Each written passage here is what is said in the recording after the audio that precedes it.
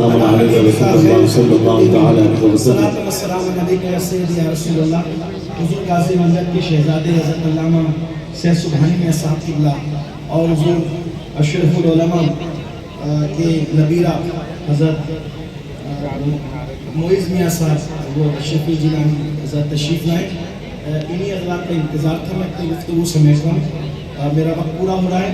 ایک بار سب درود شریف پڑھیں تو میں گفتگو آگے بڑھاؤں. درود شریف پڑھیں سب لوگ. صلی اللہ علیہ وسلم.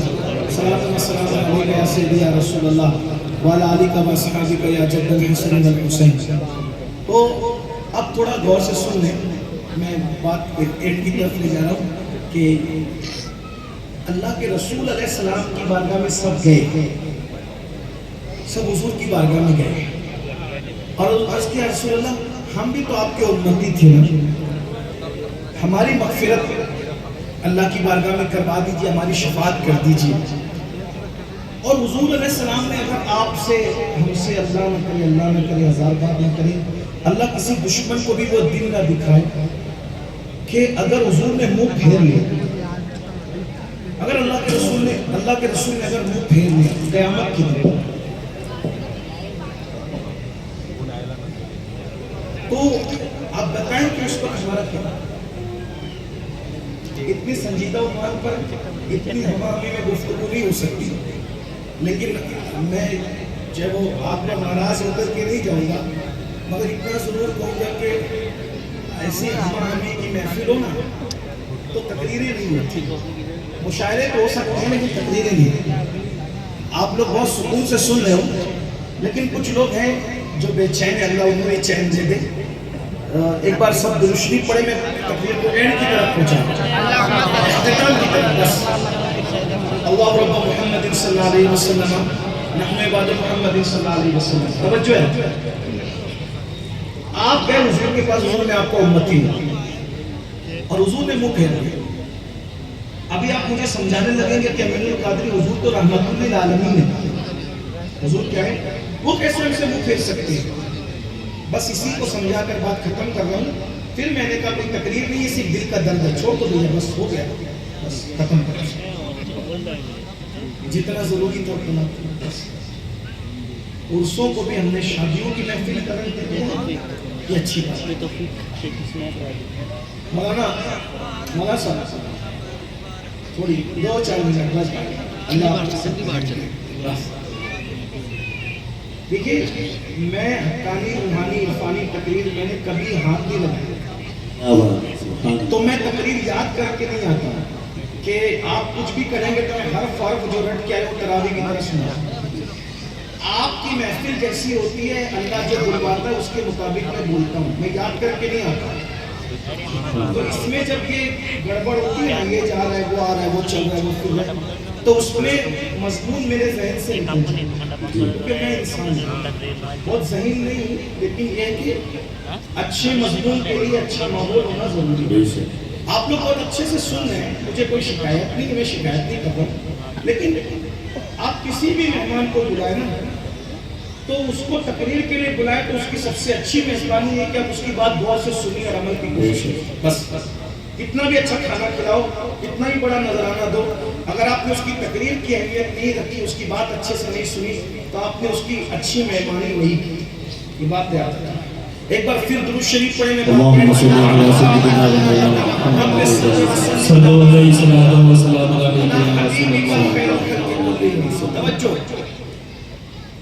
آپ کیا حضور کے پاس, بہنوں کی بھی توجہ, اور حضور مجھے جنت چاہیے کیونکہ سب نے جانا ہے حضور کے پاس, ٹھیک, اور ان کی رسائی اللہ تک.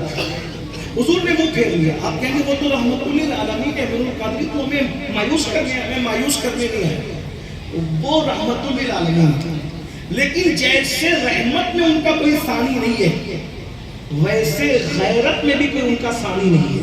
بس اتنی بات ہے. اگر میری بات سمجھ میں آ رہی تو گفتگو اینڈ کی طرف جاری, کہیں بھی ختم کروں گا, لیکن توجہ بہت دھیان سے سننا. وہ رحمت بھی ہے, وہ غیرت بھی ہے, وہ سراپا رحمت ہے, وہ سراپا غیرت ہے. لیکن توجہ, رحمت سب کے لیے, رحمت سب کے لیے, غیرت صرف اپنوں کے لیے. اس کو یوں سمجھو, دو بچے لڑ رہے ہیں اور آپس میں ماں بہن کی گالی دے رہے ہیں. ایک پڑوسی کا بچہ ہے, ایک آپ کا بچہ ہے. گالی سن کر کے غصہ کس پر آئے گا؟ پڑوسی کے بچے پر آئے گا کہ اپنے بچے پر آئے گا؟ صحیح کہنا ہے, کس پر آئے گا؟ اپنے بچے پر. کیوں؟ میرا بچہ گالی کیوں دے رہا ہے؟ اللہ نہ کرے, بوڑھی مثال ہے لیکن صرف سمجھانے کے لیے, اللہ کسی کو وہ دن نہ دکھائے. پڑوسی کی بیٹی بدکاری کرتے ہوئے نظر آئی اور اللہ نہ کرے کسی کو خود کی اپنی بیٹی بھی بدکاری کرتے نظر آئی, تو بولو غصہ کس پر آئے گا؟ پڑوسی کی بیٹی پہ یا اپنی بیٹی پہ؟ اگر آپ شریف ہیں تو آپ کو غصہ اپنی بیٹی پر آئے گا.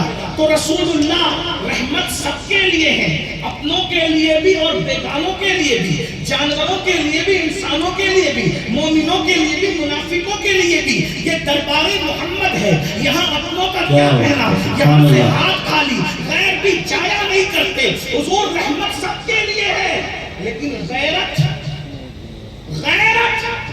صرف اپنوں کی لیے, اور اپنوں سے بہت جلدی ناراض ہوتے ہیں. اس کی مثال سمجھا.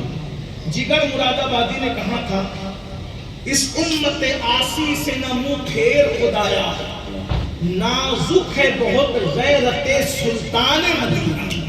حضور کی غیرت بہت نازک ہے. کتنی نازک ہے سوچو. مکے کا گنڈا ابو جہل حضور کے راستے میں کانٹے بچھا رہا ہے, دعا دی جا رہی ہے کیونکہ وہ کہہ رہے ہیں. احد کے میدان میں مکے کے گنڈے حضور کے دانت شہید کر رہے ہیں, دعا دی جا رہی ہے کیونکہ وہ کہہ رہے ہیں. اور ایک صحابی نے صرف سونے کی انگوٹھی پہن لی اور صحابی نے پہن لی اور سونے کی انگوٹھی پہن کے حضور کے پاس آئے, السلام علیکم یا رسول اللہ. جواب نہیں دیا. کیوں پھر ابو جہل اتنی گنڈا گردی کرے اس کے لیے دعا, مکے کے گنڈے دندان شہید کر کے ان کے لیے دعا, اور جو اپنا تھا صرف سونے کی انگوٹھی پہنی تو سلام کا جواب بھی نہیں, منہ پھوڑ. کیوں؟ یہ اپنے ہیں. دوسری مثال, ام المومنین سیدہ عائشہ صدیقہ نے ایک دن اپنی دیواروں پر پردہ ڈال دیا. حضور علیہ السلام دروازے پہ کھڑے ہو کر کے منہ پھیر کر جانے لگے. عائشہ, ہم دروازوں پہ پردے ڈالتے ہیں, ہم دیواروں کو کپڑے نہیں پہناتے. یہود و نصارہ کی طرح اپنے گھر کا ماحول نہ بناؤ. اور اس سے بڑی بات کہوں, کائنات میں سب سے زیادہ جس سے پیار کیا, کس سے پیار کیا بلا مبالغہ, ایک ہستی ہے رسول اللہ نے پوری کائنات میں سب سے زیادہ اللہ کی مخلوق پہ جس سے پیار کیا ہے, بس وہ ایک ہستی ہے. اور اس ہستی کو سیدہ, طیبہ, طاہرہ, عابدہ, زاہدہ, راکعہ, ساجدہ, نقیہ, تقیہ, زکیہ, ام ابیہا, عالمہ غیر معلمہ, ام الحسنین, ام الائمہ, حضرت فاطمہ بنت محمد رسول اللہ کہا جاتا ہے. حضور کی سب سے چہیتی ہستی, حضور کے لیے اتنا پیار کیا, اتنا پیار ہے. تین چاروں بیٹیوں میں سب سے چھوٹی عمر کی تھی, چھوٹی عمر نہیں کہتا بلکہ کم عمر کی تھی. جہاں فاطمہ ہے وہاں چھوٹا کچھ بھی نہیں ہے, جہاں چھوٹا اس لیے کہ جس کے لیے عرش سے آنے والا اجازت لے کر کیا تھا. عرش کا نمائندہ بن کر جو آتا وہ اجازت لے کر آتا, جس کے گھر میں ان کے گھر میں بے اجازت جبرائیل آتے نہیں. قدر والے جانتے ہیں قدر شان اہل بیت. وہ چھوٹی نہیں ہے, عمر کم ہے, چاروں بہنوں میں سب سے کم عمر ہے, لیکن رسول اللہ ان کے لیے سر و قد اٹھ کر کھڑے ہوتے ہیں. سر و قد جس کے لیے کائنات کھڑی ہوتی ہے, وہ رسول سیدہ فاطمہ کے لیے کھڑے ہوتے ہیں. اور صرف حضور ہی کھڑے نہیں ہوتے بلکہ محشر میں پیش کر چکا. لوگ کیا کہیں گے, فاطمہ الزہرا کی منقبت سنو. اللہ اکبر. یہی ابن حجر مکی اپنی کتاب میں لکھتے ہیں کہ جب قیامت کا دن ہوگا, لوگ پلسرات سے گزریں گے تو محشر میں عرش کے نیچے سے آواز آئے گی, محشر والوں اپنی گردنوں کو جھکا لو, آنکھوں کو بند کر لو. حسنین کی امی فاطمہ الزہرا پلسرات سے گزر گئی. سبحان اللہ سبحان اللہ. میں شان پڑھ رہا ہوں، توجہ کرنا. اس لیے کہ کچھ میڈیوں کو بھی زکام ہے نا، لوگ کہتے ہیں سنی اہل بیت بیان نہیں کرتے. میں نے کہا جتنا سنی اہل بیت بیان کرتے کسی کا باپ بیان نہیں کرتا.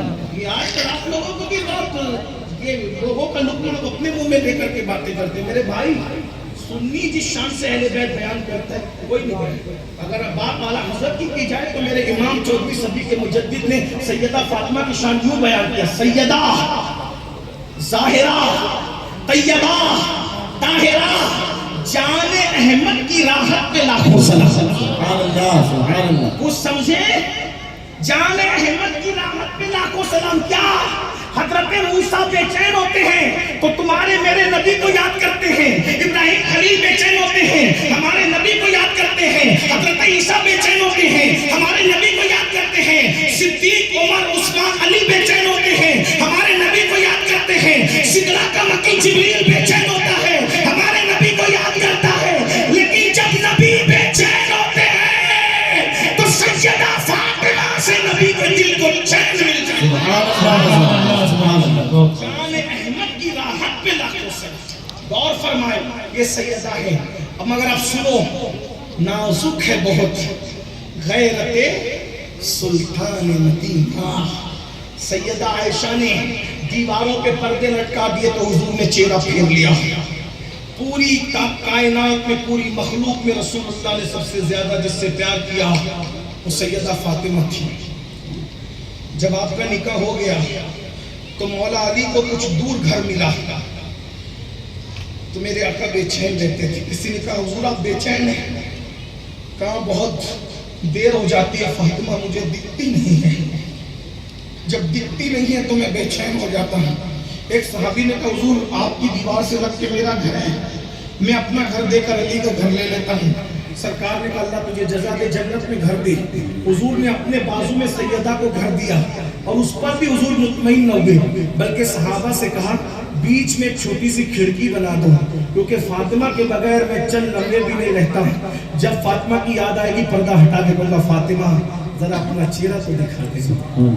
غور کریں ذرا غور کریں.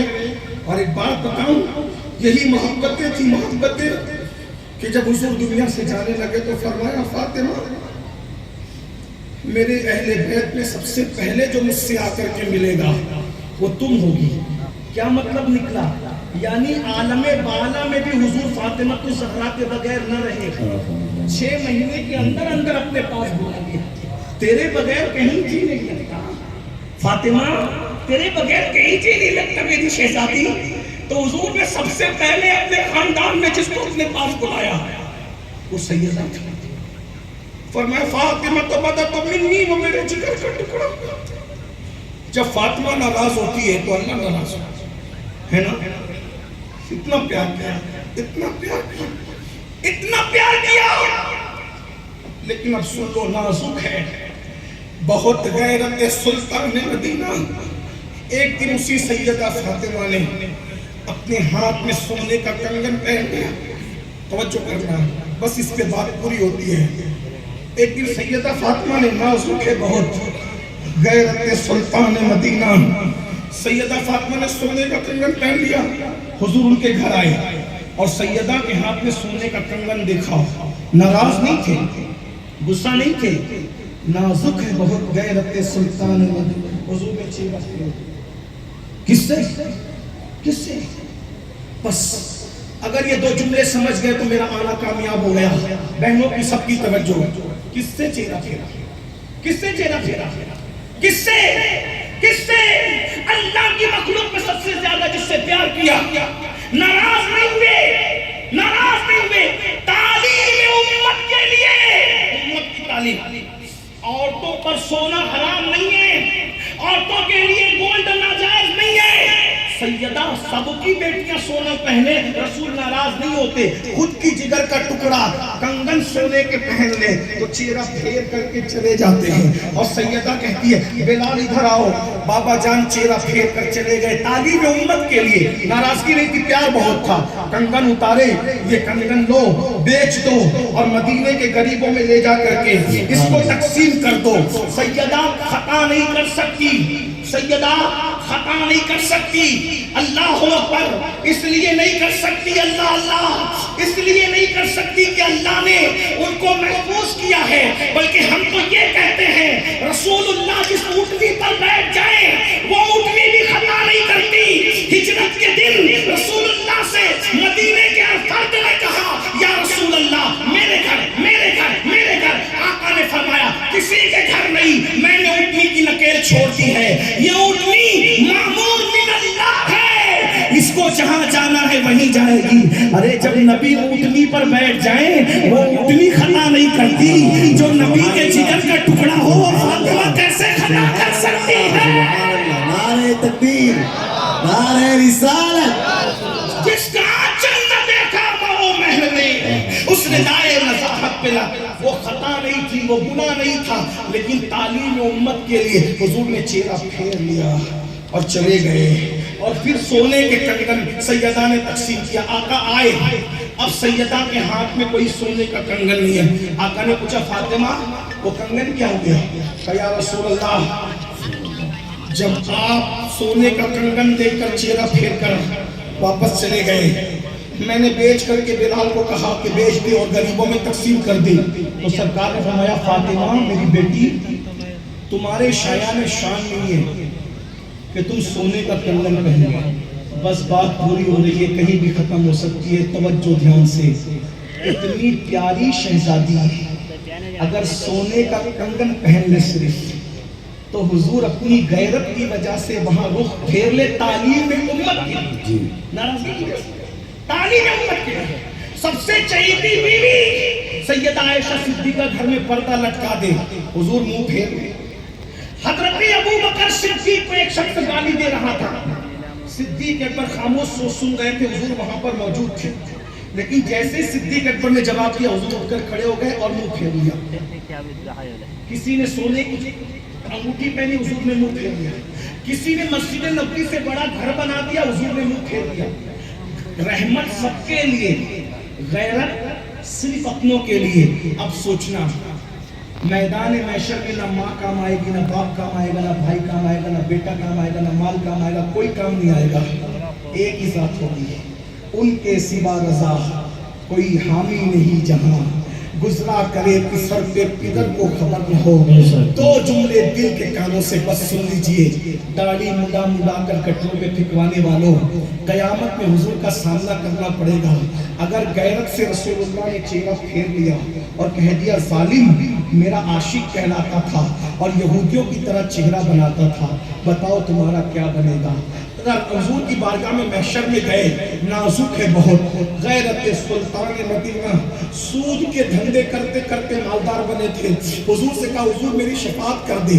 اگر غیرت کی وجہ سے انہوں نے چہرہ پھیر لیا، ظالم کیا تو نے نہیں سنا تھا کہ جس نے سود کا ایک لقمہ کھایا اس نے اپنی ماں کے ساتھ 36 مرتبہ زنا کیا؟ اگر منہ پھیر لیا تو بتاؤ تمہارا کیا بنے گا؟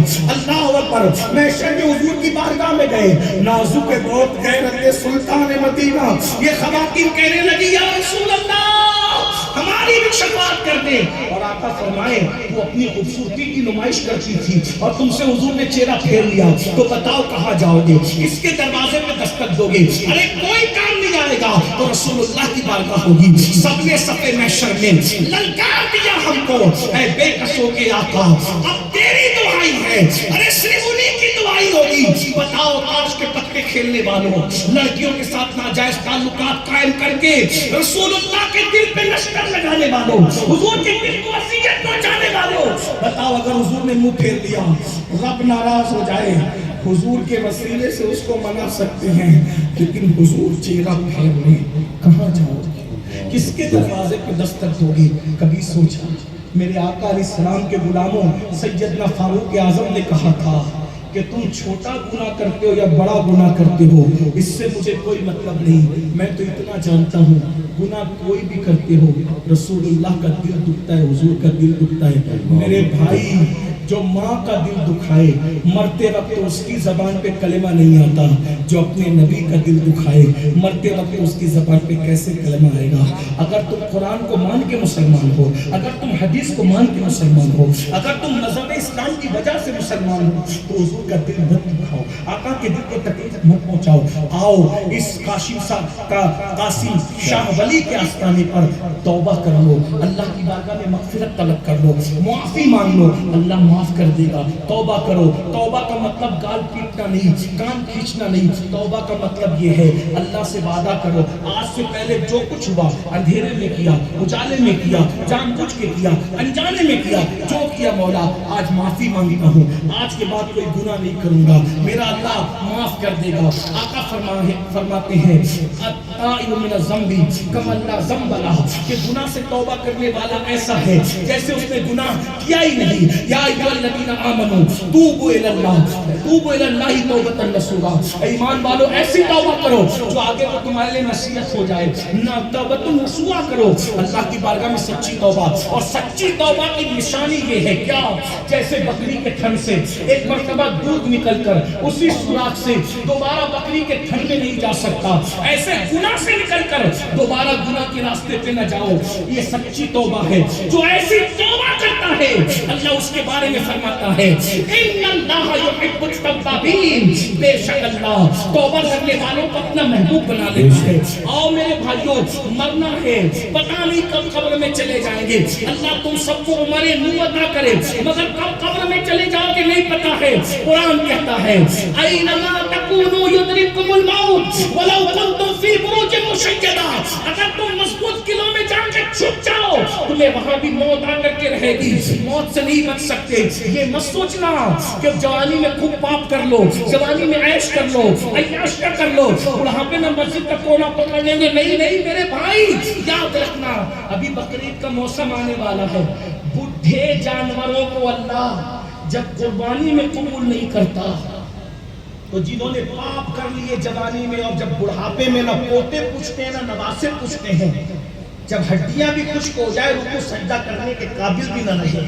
ہاتھ کانپے، زبان کانپے، سبحان ربی الاعلیٰ کہنے کی اوقات اور حیثیت نہ رہے، تب تو مسجد آباد کرنے کی بات کرتا ہے، اللہ کو محتاج سمجھتا ہے۔ معاذ اللہ، سن لو، جوانی میں تم پاپ کرو گے، عبادت نہیں کرو گے، بڑھاپے میں غیرت والا خدا تمہیں عبادت کرنے نہیں دے گا، وہ بہت غیور ہے، اس کے محبوب سے زیادہ غیرت والا وہ ہے۔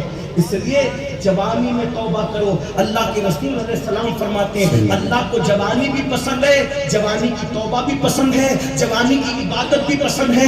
جو جوان سچی توبہ کرتا ہے اللہ 70 دن تک آسمانوں میں نور کی قندیلیں روشن کرواتا ہے، فرشتے دوسرے سے کہتے ہیں جوان نے توبہ کی، اسی خوشی کے اندر یہ قندیلیں جلائی گئی ہے۔ اور میرے آقا فرماتے ہیں جو جوان اپنی راتوں کو گناہوں سے بچا کر گزارتے ہیں اور نیکیوں میں گزارتے ہیں، اللہ ایسے جوانوں کو 70 صدیقوں کے برابر ثواب عطا فرماتا ہے۔ سبحان اللہ، سبحان اللہ، سبحان اللہ۔ آؤ سچی توبہ کر لو، بدل دو اپنے آپ کو۔ فضیل بن عیاض نے توبہ کی، اللہ نے ولی بنا لیا۔ اللہ و بشر حافی نے توبہ کی، اللہ نے ولی بنا دیا۔ اسی طریقے سے حبیب اجمی نے توبہ کی، اللہ نے ولی بنا لیا۔ ہم بھی اللہ کی بارگاہ میں توبہ کریں، سچی توبہ کریں، استغفار کریں، معافی مانگیں، اپنی زندگی کو بدل دیں۔ کب تک اللہ سے دور رہو گے؟ آؤ اللہ کے قریب آتے ہیں۔ اور یاد رکھنا سب کو منانا مشکل ہے، رب کو منانا بہت آسان ہے۔ ہر دنیا کی عدالت کا دستور ہے، جہاں جرم قبول کر لو تو لوگ سزا دیتے ہیں، یہ میرے اللہ کی عدالت ہے، جہاں جرم قبول کر لو تو اللہ معاف کر دیتا ہے۔ اللہ ارشاد فرماتا ہے جو میری طرف ایک قدم چل کر آتا ہے میری رحمت اس کی طرف دوڑ کر جاتی ہے۔ تم چل کر آؤ گے اللہ کی رحمتیں تمہاری طرف دوڑ کر آئے گی۔ آؤ، میرا اللہ کروڑوں ماؤں سے زیادہ اپنے بندوں سے پیار کرتا ہے۔ رب کی بارگاہ میں صدق دل سے آج توبہ کر لو اور اپنی زندگی کو بدل دو۔ وعدہ کرو کہ مسجد میں جائیں گے, نماز کی پابندی کریں گے, جماعت کے ساتھ نماز پڑھیں گے. ایک وقت کی نماز کو صرف 10 منٹ کا ٹائم لگتا ہے میرے بھائی, 5 وقت کی نماز کے لیے 50 منٹ کا ٹائم لگتا ہے. داڑیاں مت منڈاؤ. کہتے ہو داڑھی رکھیں گے تو کیسے لگیں گے؟ میں نے کہا نادان عشق رسول کی بات بھی کرتا ہے اور کہتا ہے داڑھی رکھوں گا تو کیسا لگوں گا. بتا دنیا میں کیا ہمارے نبی سے خوبصورت بھی کوئی ہوا ہے؟ جب نبی کی داڑھی تھی اور نبی اتنے خوبصورت لگتے تھے, صحابہ کہتے تھے حضور کالی کالی داڑھی پر گورا گورا خوبصورت چہرہ ایسے لگتا تھا جیسے آبنوش کی رحل پر کسی نے چاندی کا قرآن رکھ دیا ہو, اتنا اچھا لگتا تھا. توجہ, میرے امام کہتے ہیں وہ کمال حسن حضور ہے کہ گمان نقص جہاں نہیں, یہی دور خار سے دور ہے, یہی شمع ہے کہ دعا نہیں. لم یاد کی نظیروں کا فی نظر اس نے تو نشد پیدا جانا, جگ رات کو مات دورے سر سوئے اے مجھ کو شہد و سرا جانا. لکا بدر فی الوجہ الاجمل حال معذور فابر اجل تمہیں چندن چندو پورا کنڈل رحمت کی بھرن برسا سبحان اللہ سبحان اللہ. حضور کی داڑھی کی حضور خوبصورت لگتے تھے تو تم بھی داڑھی رکھو, خوبصورت لگے گی. بولو یہ علماء کے چہرے کیسے لگ رہے ہیں؟ سادات کے چہرے خوبصورت لگ رہے ہیں, تم بھی رکھو تو اچھے لگو گے, اچھے لگو گے نا میرے بھائی. چلیے بات ختم میں نے کر دی تھی لیکن مجھے اشارہ ہوا تو ایک بات میں اور کہوں. جہنم سے کس کو بچنا ہے؟ ایک عمل بتاؤ خوبصورت. سرکار غریب نواز جہنم پہ تقریر کر رہے تھے, لوگوں کو سمجھا رہے تھے جہنم ایسی ہے ایسی ہے ایسی ہے ایسی ہے. ایک جوان اٹھ کے کھڑا ہوا کہ غریب نواز سرکار اتنے عمل مجھ سے نہیں ہو سکتے, ایک عمل بتاؤ کہ میں جہنم سے بچ جاؤں. تو اللہ والوں کی شان کیا ہے, جیسی عقل ویسی گفتگو. میں بیٹا داڑھی رکھ لے, انشاءاللہ تو جہنم سے بچ جائے. اب جوان چھوکرے وہ جوان چھوکرے کس کی مانی لڑکوں نے جو ہماری مانی, لیکن مانتے ہیں. ہم میری قوم بہت اللہ آپ کو عمر نو عطا تمہاری نسلوں کو نواز. سبحان اللہ. حضور غریب نواز نے کہا سرکار داڑھی رکھ کر کوئی جہنم سے کیسے بچ سکتا ہے؟ جیسی عقل ویسی بات. غریب نواز سرکار نے کہا بیٹا تو نے لیلا مجنون کی داستان سنی ہے؟ لیلا مجنون کی داستان تو نے سنی ہے؟ اس نے کہا جی سنیے. کا یہ واقعہ سنا کہ ایک دن مجنون پر جب لیلا کی محبت غالب آئی تو مجنون لیلا لیلا لیلا کرتے کرتے جنگل گیا. کئی دن ہو گئے, مجنون گم ہو گیا. تو اس کے دوست اس کو ڈھونڈنے نکلے تو اس کو ڈھونڈ ڈھانڈ کے پکڑا. او مجنون تو بھوکا پیاسا جنگل میں پڑا ہوا ہے, دیکھ نہ کھاتا ہے نہ پیتا ہے. کہا لیلا ہی کھانا, لیلا ہی پانی, لیلا ہی یہ لیلا. کہا کچھ کھائے گا؟ ہاں بھوک تو لگی ہے, کھاؤں گا. رک تیرے لیے شکار کر کے لاتے. جنگل میں کوئی اچھا جانور مل جائے اس کے کباب بنا کر کھائیں گے, مزہ آئے گا. آج سے کتنے سال کی بات ہے؟ آج سے تقریباً 1300 سال پرانی بات ہے, ابھی کی بات نہیں ہے. تو وہ شکار کرنے گئے تو ان کو ہرن کا چھوٹا سا بچہ ہاتھ لگ گیا. ہرن لائے, مجنون دیکھ ہرن کے کباب میں بڑے مزے آتے ہیں. تم لوگ نہیں کرنا شکار, اپنے ملکوں میں منع ہے, جو ملکوں میں منع ہے وہ نہیں کرنا. یہ تو صرف قصہ بتا رہے ہیں نا, آپ نے نہیں کرنا ایسا. ہاں تو ہرن کے کباب میں بڑا مزہ آتا ہے. ایسا اس کے دوستوں نے کہا اچھا تیرا دل بہلانے کے لیے چھری لے, تو ذبح کر کباب ہم بنائیں گے, جنگل میں بڑا مزہ آئے گا, بھون کے کھائیں گے. اب مجنون نے چھری لی, توجہ, مجنون نے چھری لی اور ہرن کے بچے کی گردن میں چھری رکھی. غریب نواز کہتے ہیں بچے جیسے مجنون نے ہرن کے بچے کی گردن میں چھری رکھی نا تو ویسے اس نے چھری ہٹائی, سرد آنکھ کھینچی اور کہا دوستوں اگر مجھ سے پیار ہے تو میری پیار کا واسطہ, میرے پیار کا واسطہ اس ہرن کے بچے کو آزاد کر. انہوں نے چھوڑ دیا, وہ سچے دوست تھے, چھوڑ دیا. کہا او پاگل مجنون, اتنی محنت سے پکڑ کے لائے تھے, تو نے محبت کا واسطہ دے کے بھگا دیا, کیوں بھگایا؟ کہا تم سے زیادہ بھوک مجھے لگی ہے, لیکن بھگانے کی وجہ یہ ہے کہ جب میں نے گردن پہ چھری رکھ کے ذبح کرنا چاہا تو اس کی آنکھوں پر میری نظر پڑ گئی, تو اس ہرن کی آنکھیں ہو بہو میری لیلا کی آنکھوں کی طرح تھی. ارے جس کی آنکھیں میرے محبوب کی آنکھوں کی طرح ہو, میں اس پہ چھری کیسے چلا سکتا ہوں؟ یہ میری محبت کی تقاضے کے خلاف ہے. غریب نواز نے کہا ظالم, کون کس سے کیا پیار کر سکتا ہے؟ جتنا پیار اللہ نے اپنے محبوب سے کیا اتنا پیار کیا کوئی کسی سے کر سکتا ہے؟ ارے قیامت کے دن جب تیرے گناہوں کی وجہ سے فرشتے پکڑ کے کھینچ کر تجھے جہنم میں لے جائیں گے اور تیرے چہرے پہ داڑھی ہوگی تو اللہ کی رحمت پکار اٹھے گی. ارے جس کا چہرہ میرے محبوب کے چہرے کی طرح ہو اس چہرے کو میں جہنم میں کیسے جلا دوں؟ اس کا چہرہ تو داڑھی والا میرے محبوب کی طرح ہے. برکت سے اللہ تجھے جہنم کی آگ سے بچا لے. نعرہ تکبیر، نعرہ رسالت، نعرہ حیدری. وما علینا الا البلاغ. السلام علیکم ورحمۃ اللہ وبرکاتہ.